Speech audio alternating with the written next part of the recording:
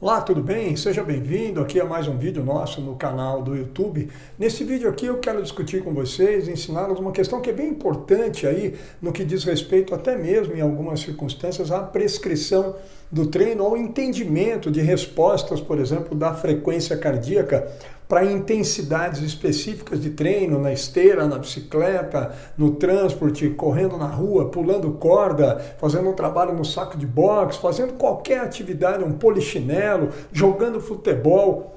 Qual é a relação entre a frequência cardíaca e o VO2? E mais especificamente, qual é a relação entre percentuais da frequência cardíaca máxima e percentuais do VO2 máximo? Vamos discutir isso aqui neste vídeo.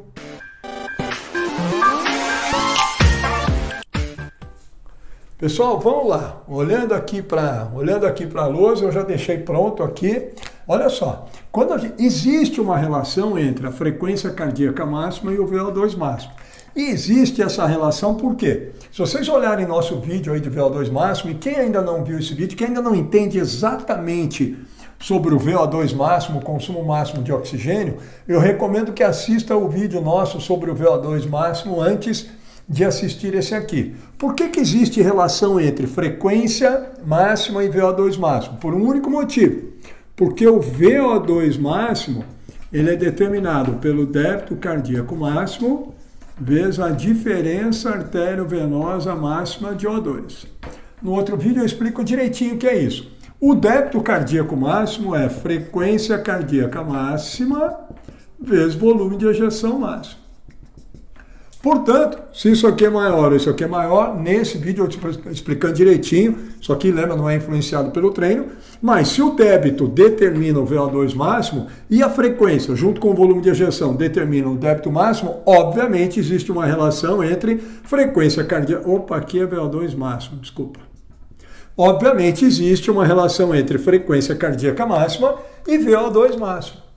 Tá legal? Por isso, porque o débito é determinante. Quanto maior o débito, maior o VO2 máximo. E o débito é influenciado pela frequência máxima e volume de ejeção máximo. Portanto, existe sim essa relação. Qual, Cássio? Eu gostaria de entender mais isso. Olha que bacana, tá aqui, ó. Quando nós estamos, que relação é essa? Quando nós estamos a uma intensidade de mais ou menos 70% da frequência cardíaca máxima, isso significa mais ou menos 50 a 55% do VO2 máximo. Quer dizer, então, que se eu tiver 60% da frequência cardíaca máxima, isso é mais ou menos 40, 45% do VO2 máximo.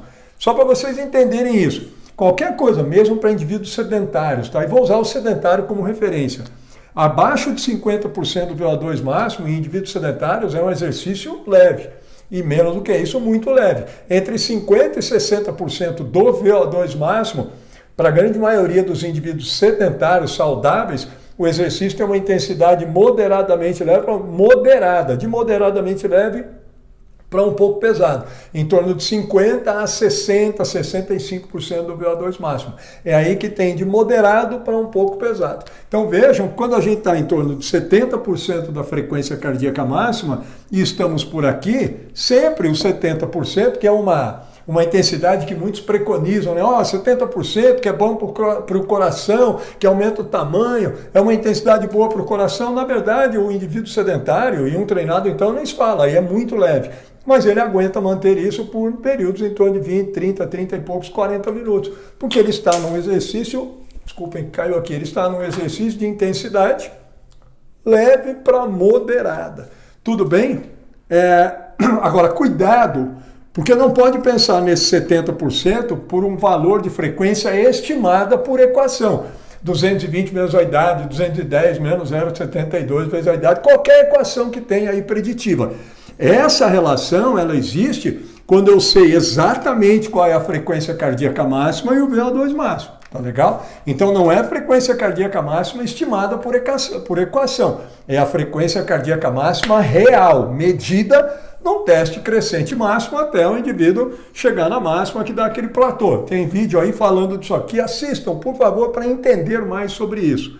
Quando o indivíduo está em torno de 75% a 80% da frequência cardíaca máxima, isso significa mais ou menos 65% a 70% do VO2 máximo. Então 80% da frequência máxima, mais ou menos 65%, 70%, em geral 70% do VO2 máximo. Isso aqui para a maioria dos sedentários, 70% do VO2 máximo é um exercício de intensidade um pouco pesado. Quando o indivíduo está em torno de 85% a 90%, então é uma intensidade, né? Um valor de frequência cardíaca de 85% a 90% da máxima corresponde a uma intensidade de consumo de oxigênio de mais ou menos 80% a 85% do VO2 máximo. Para tudo que é sedentário, 80% a 85% do VO2 máximo é uma intensidade pesada, é um exercício intenso, pesado. Coincidem muito com a intensidade entre 75%, 70% a 75%, 80% do VO2 máximo nos sedentários, coincide com a intensidade do RCT, o limiar de compensação respiratória. Tem um vídeo aqui no nosso canal falando sobre essa intensidade. É quando ele começa, em geral, aqui entre 75% e 80% do VO2 máximo, sedentários, começam a hiperventilar de maneira mais pronunciada. A intensidade de 95% da frequência cardíaca máxima corresponde a algo em torno de 90% do VO2 máximo. Isso aqui já é muito pesado para sedentários e também para indivíduos moderadamente treinados. E quando a gente atinge 100% da frequência cardíaca máxima, aí nós estaremos a 100% do VO2 máximo por conta disso aqui. Quando eu atinjo a frequência máxima, eu atinjo o débito cardíaco máximo. Ô Cássio, mas e o volume de ejeção? Se vocês virem aí, tem os vídeos explicando isso. Sempre que a gente atinge a frequência máxima, nós já atingimos o volume de ejeção máximo. Olha só, por coincidência aí para vocês, o volume de ejeção máximo de qualquer indivíduo é atingido em intensidades em torno de 50% a 60% do VO2 máximo. Por isso é que recomendo muito treinos, né, com intensidades em torno de 70% da frequência cardíaca máxima, porque é uma intensidade de esforço em que nós atingimos o máximo de ejeção do sangue. Depois daí em diante ele é mantido. 70, 80, 80 e poucos, você mantém o volume de ejeção máximo. E quando chega na intensidade máxima, o volume de ejeção até cai um pouquinho, porque a frequência é muito alta, diminui o tempo de enchimento ventricular. Mas é por isso que normalmente a intensidade de 70% é muito preconizada por aí, um monte de vídeo que vocês veem por aí, médico falando sobre isso, até alguns livros, porque isso aqui corresponde a isso. E isso aqui é uma intensidade em que a gente atinge o volume de ejeção. O coração aqui, ele já estará trabalhando durante a diástole com o nível máximo de enchimento e, consequentemente, com o nível máximo de esvaziamento, de volume de ejeção máximo. Portanto, quando atinge a frequência cardíaca máxima, já está no volume de ejeção máximo.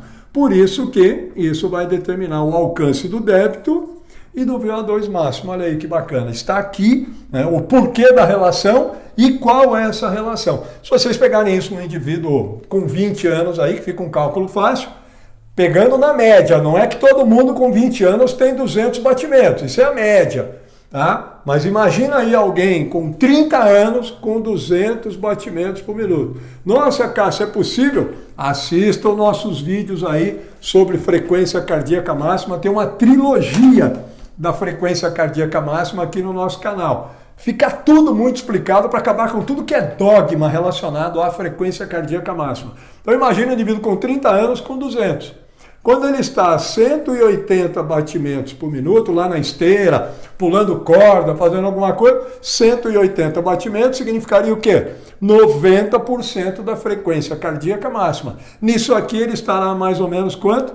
80, 85% do VO2 máximo. Quando ele tiver com 160 batimentos por minuto, aqui ele está a quanto? 80% da frequência cardíaca máxima. Nessa condição ele estará quanto? Mais ou menos 70, 75% do VO2 máximo. Essa então é a relação. Quando tiverem a frequência máxima real, verdadeira de alguém, olhem para isso aqui e entendam a partir de uma determinada resposta de frequência. Em exercícios não resistidos, esquece a musculação para isso, em exercício esteira, bike, transferir, né, pular corda, fazer corridas com deslocamento, o burpee que todo mundo gosta, remar e tal, a partir daí ele tem essa relação para as várias respostas de frequência cardíaca. Espero que tenha ficado claro, que esse vídeo contribua aí para o seu melhor entendimento das respostas de frequência e das percepções de esforço dos seus alunos, atletas, em relação a essas frequências, fazendo a relação com o consumo máximo de oxigênio. Deixe o seu like aqui, deixe a sua curtida, recomende o nosso vídeo, se ainda não está inscrito no nosso canal, se inscreva, isso nos auxilia a poder manter aqui esse trabalho com vocês e essa iniciativa nossa, né, de trazer cada vez mais conhecimento, mais informação na área da saúde e do treinamento para todos vocês. Muito obrigado, pessoal.